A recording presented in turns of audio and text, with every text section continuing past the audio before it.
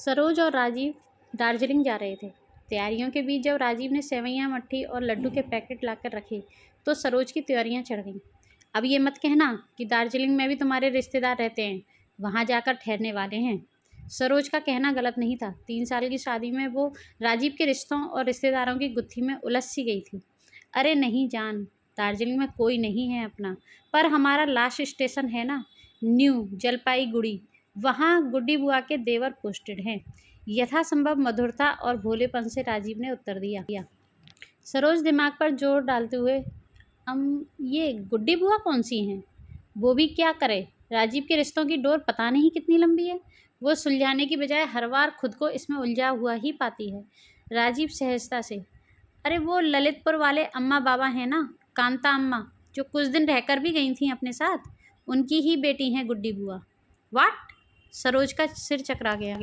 Like seriously Rajiv? Kanta अम्मा जी पापा जी की मौसी हैं और हम अपनी वैकेशन पर तुम्हारे पापा की मौसी की बेटी के देवर से मिलने जा रहे हैं। तुम हर बार यही करते हो ना। मैं अब जब भी कहीं घूमने का या कोई फंक्शन अटेंड करने का ख्याली पुलाव पकाती हूँ, तुम उसमें अपने इस बड़े से कुनबे के रिश्तों की खिचड़ी लेकर घुस जाते हो। सरोज का मूड ऑफ देखकर राजीव उसे मनाने लगा। कम ऑन सरोज, मैं मानता हूँ कि तुम्हारे रिश्ते शाही पुलाव से हैं, ज़्यादा एक दूसरे से मतलब नहीं रखते हैं, खिले खिले रहते हैं पुलाव की तरह, और मेरे रिश्ते देसी खिचड़ी से हैं, आपस में घुटे हुए। पर तुम्हें तो दोनों का स्वाद पसंद है ना, और फिर जब पेट खराब हो ना तो खिचड़ी ही काम आती है मैडम, पुलाव नहीं।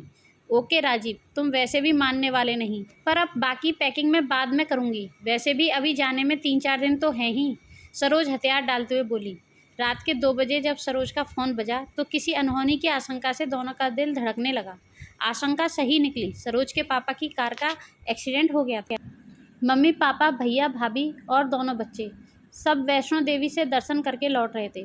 बटौत नाम के एक छोटे से कस्बे के पास किसी पहाड़ी पर उनकी कार को ट्रक ने टक्कर मार दी थी।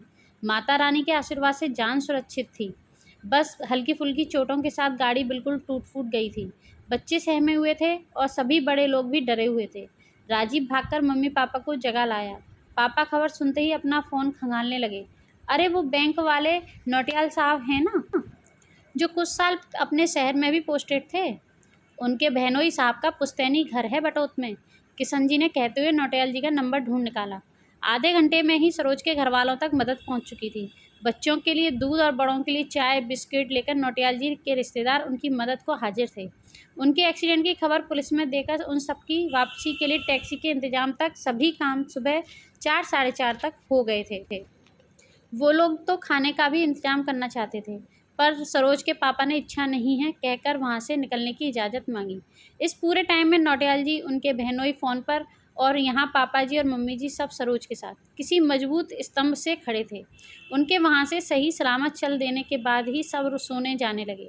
अचानक सरोज को हर तरफ से खिचड़ी की सौंधी सौंधी खुशबू आने लगी। उसके ससुराल की खिचड़ी में उसके विश्वास और प्रेम का तड़का जो लग गया था। फ्रेंड्स, सुख में चाहे हमें हर रिश्ता बोझ लगता हो, लेकिन जब हमारे पर कोई परेशानी आती है ना, तब हमें रिश्तों की समझ होती है कि वाकई में एक एक रिश्ता हमारे लिए कितना कीमती है।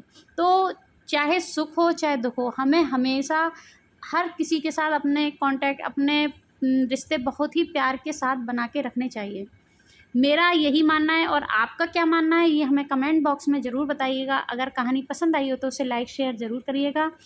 हमारे चैनल को सब्सक्राइब कर लेगा, बेल आइकन प्रेस कर लीजिएगा, जिससे कि आपको आने वाली न्यू स्टोरी का नोटिफिकेशन मिल सके। Thank you.